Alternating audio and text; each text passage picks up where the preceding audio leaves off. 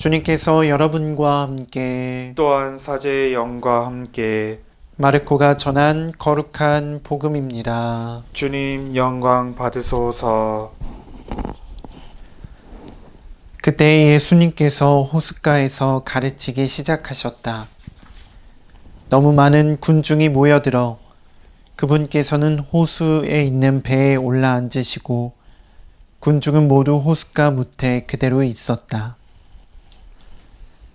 예수님께서 그들에게 많은 것을 비유로 가르치셨다. 그렇게 가르치시면서 말씀하셨다. 자, 들어보아라. 씨 뿌리는 사람이 씨를 뿌리러 나갔다. 그가 씨를 뿌리는데 어떤 것은 길에 떨어져 새들이 와서 먹어버렸다. 어떤 것은 흙이 많지 않은 돌밭에 떨어졌다. 흙이 깊지 않아 싹은 곧 돋아났지만 해가 솟아오르자 타고 말았다. 뿌리가 없어서 말라버린 것이다. 또 어떤 것은 가시덤불 속에 떨어졌는데 가시덤불이 자라면서 숨을 막아버려 열매를 맺지 못하였다. 그러나 어떤 것들은 좋은 땅에 떨어져 싹이 나고 자라서 열매를 맺었다. 그리하여 어떤 것은 30배, 어떤 것은 60배, 어떤 것은 100배의 열매를 맺었다. 예수님께서는 이어서 말씀하셨다. 들을 귀 있는 사람은 들어라. 예수님께서 혼자 계실 때 그분 둘레에 있던 이들이 12 제자와 함께 와서 비유들의 뜻을 물었다. 예수님께서 그들에게 대답하셨다. 너희에게는 하느님 나라의 신비가 주어졌지만 저 바깥 사람들에게는 모든 것이 그저 비유로만 다가간다. 보고 또 보아도 알아보지 못하고 듣고 또 들어도 깨닫지 못하여 저들이 돌아와 용서받는 일이 없게 하려는 것이다. 예수님께서 또 그들에게 말씀하셨다. 너희는 이 비유를 알아듣지 못하겠느냐? 그러면서 어떻게 모든 비유를 깨달을 수 있겠느냐? 씨 뿌리는 사람은 실상 말씀을 뿌리는 것이다. 말씀이 길에 뿌려지는 것은 이러한 사람들을 두고 하는 말이다. 그들이 말씀을 들으면 곧바로 사탄이 와서 그들 안에 뿌려진 말씀을 앗아가 버린다. 그리고 말씀이 돌밭에 뿌려지는 것은 이러한 사람들이다. 그들은 말씀을 들으면 곧 기쁘게 받는다. 그러나 그들에게 뿌리가 없어서 오래가지 못한다. 그래서 말씀 때문에 환난이나 박해가 일어나면 곧 걸려 넘어지고 만다.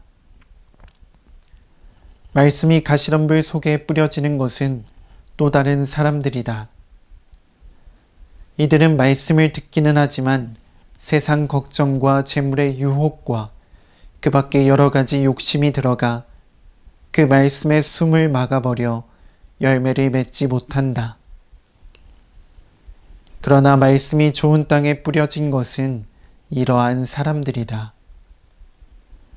그들은 말씀을 듣고 받아들여 어떤 이는 30배, 어떤 이는 60배, 어떤 이는 100배의 열매를 맺는다. 주님의 말씀입니다. 그리스도님 찬미합니다. 참 예수님, 찬미 예수님. 신학생 때 종종 이런 이야기를 듣곤 했습니다.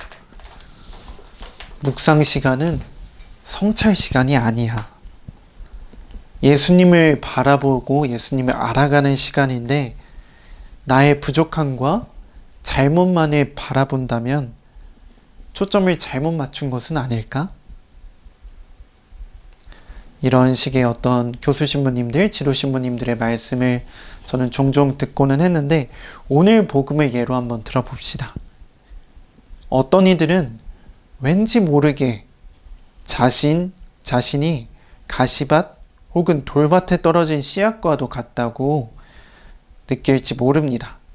그러면서 과거 자신이 얼마나 부족하고 얼마나 죄 많은 사람이었는지 가슴 아파하며 열매 맺지 못한 자신을 탓하고 있을지도 모릅니다.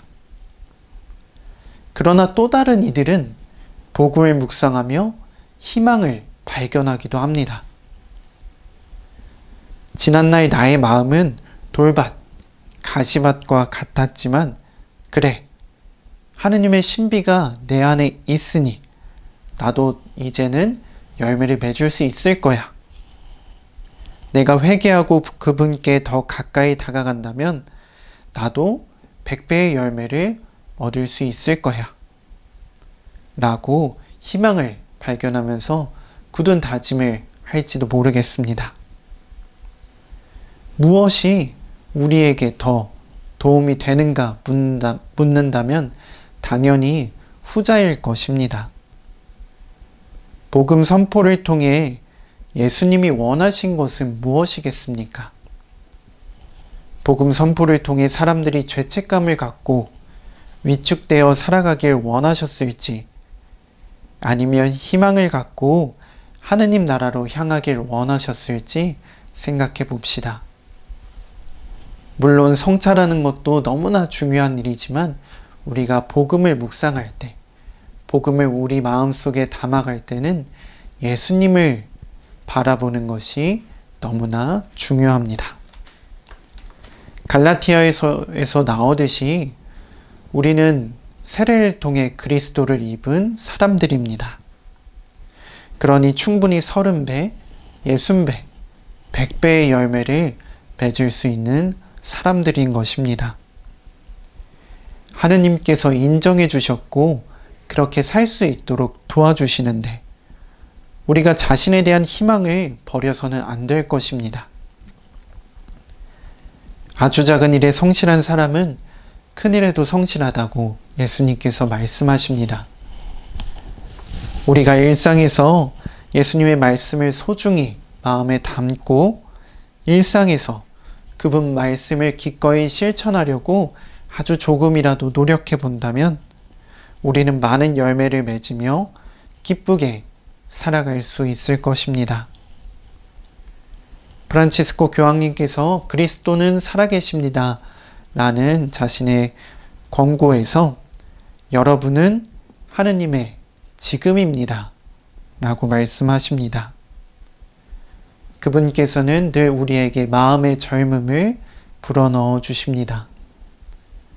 하느님의 지금인 우리가 무엇을 선택하고 무엇을 바라보아야 하는지 오늘 하루 잘 생각해 보면 좋겠습니다.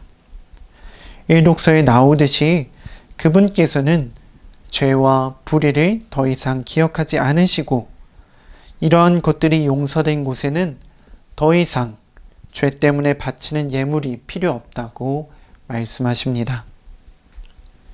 그분께서 용서하셨으니 가볍고 깨끗한 마음으로 복음을 실천하고 예수님을 닮아가는 오늘 하루 보내시길 바라겠습니다.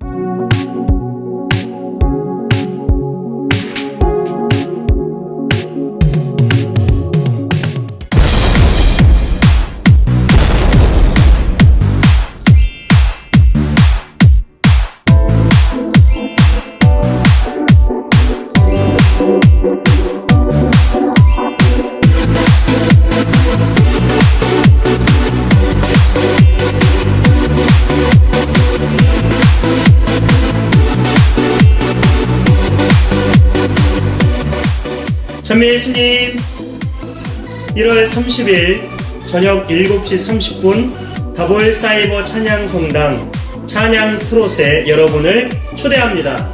많은 시청 부탁드립니다.